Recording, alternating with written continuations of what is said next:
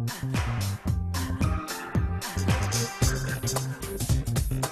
love this segment. This week's City Eats is all about Spain, and just in time for the cold weather, we're making paella with Chef Luis Valenzuela of Carmen Restaurant.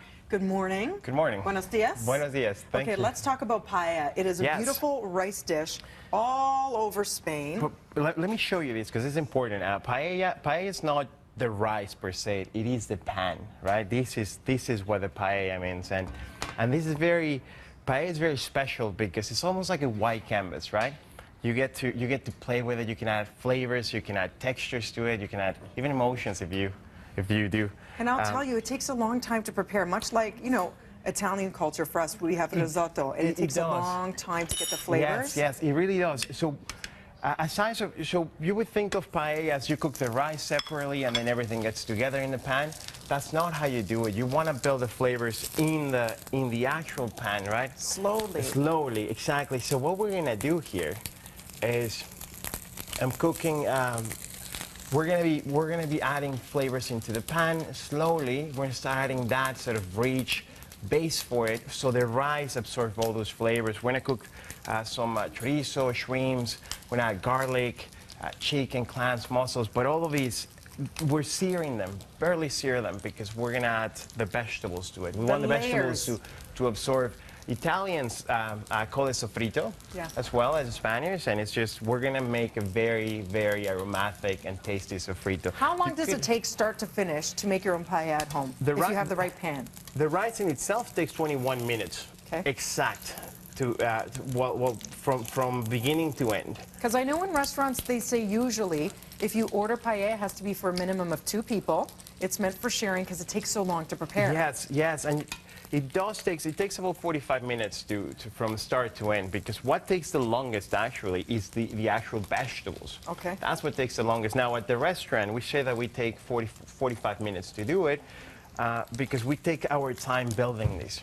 And every time we do them a la minute, right? So let's pretend, Chef, we're going to fast forward time. So you start with browning the meat, and then you have the different layers. So now this is what happens. So after you start cooking all the vegetables into it, we're gonna get this sort of thing. This is zucchini, diced pepper? Onions, zucchini, peppers, garlic, peas. Peas are super important. They add so much flavor into it. There's fresh, exactly. And then after cooking this for about 20 minutes, you end up having something like this. On a low heat. You take a look at this on a low heat. So this is what you like. This is what you want. Glazed, translucent. Yes. And then over here. And over here, after 20 minutes of cooking this with, so at this stage, you know, I would add the stock or water. You can add water to it because we're building the flavors out of the sauce into the pan. That's when we add the clams. And this is the patience you need, because you do 1 or 2 ladles at a time, and you let it evaporate, and then you put in another 1 to 2 ladles. And mussels. And take a look at this. This is bomba rice, which is another very important part of this equation. Bomba.